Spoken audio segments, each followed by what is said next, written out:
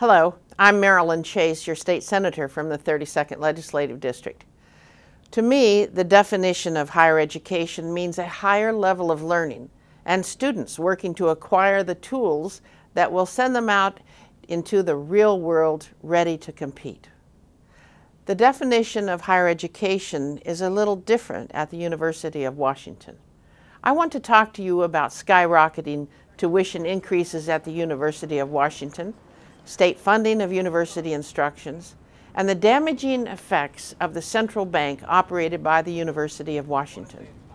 The UW got into the banking business when its central bank began operations on July 1, 2008, after the legislature granted statutory authority for UW to issue debt for all purposes in 2007. I was one of the sponsors of that initiative because I thought it made sense. It still does, but not in the way the UW has exploited its privilege. The goal of the central bank is to achieve a low risk-adjusted cost of capital for the school and provide stable and predictable rate for internal borrowers such as the academic departments, the Husky Stadium, or the new campus at South Lake Union. All cash balances are insured by either the Federal Deposit Insurance Corporation or the Washington Public Deposit Protection Commission. So far, so good. However, the central bank has gone further to make sure that investors carry no risk. All bonds issued by the bank are fully reserved. Where do you suppose they got the money to fully reserve all those bonds? It would appear that the bondholders are getting a better deal financing the future of UW than are the faculty and students. Now briefly, let's turn to state funding of higher education. Since the beginning of the Great Recession in 2008, state funding for the UW has dropped some $190 million. Student tuition, however, increased $211 million. The UW had some $20 million more in revenue to operate the university. But what happened to the instruction budget?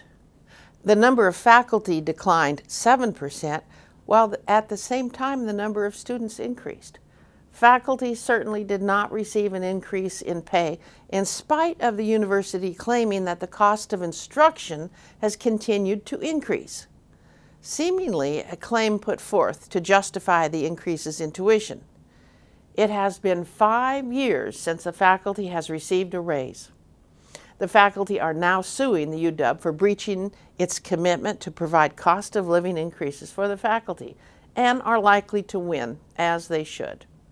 At the same time, the number of faculty decreased, along with the proportion of faculty who are tenured, which fell from 50.2% to 47.6%.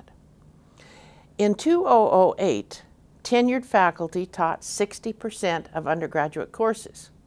In 2012, they taught 54%.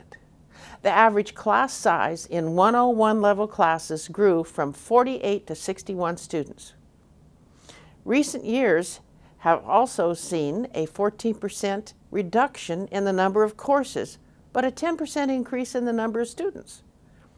Finally, the number of teaching assistants fell from 1,546 to 1,474 per quarter. So with more students and less of everything else, what happened to all of that new tuition revenue? It surely did not go to instruction. The university did not and does not suffer from a lack of funds.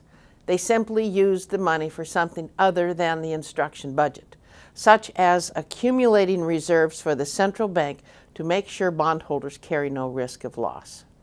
The average student debt for UW students is about $23,000. Some have less, but many have much more, and some lucky few students have no debt at all.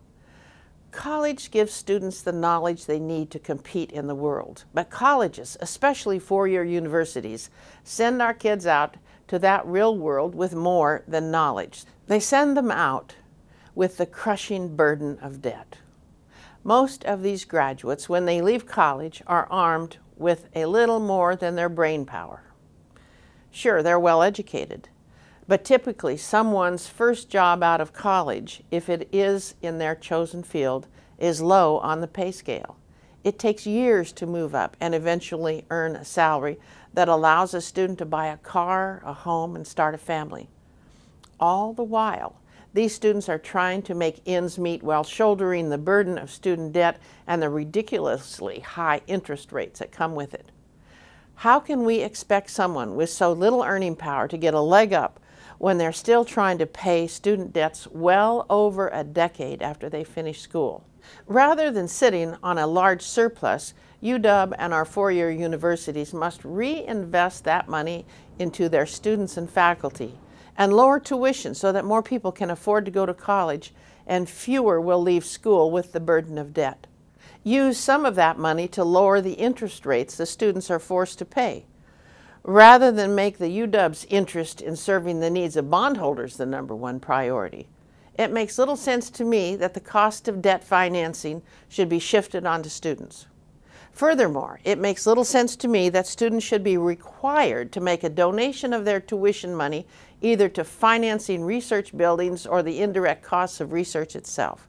Student tuition dollars ought to be allocated to the instruction budget, and anything else ought to receive a fully transparent review.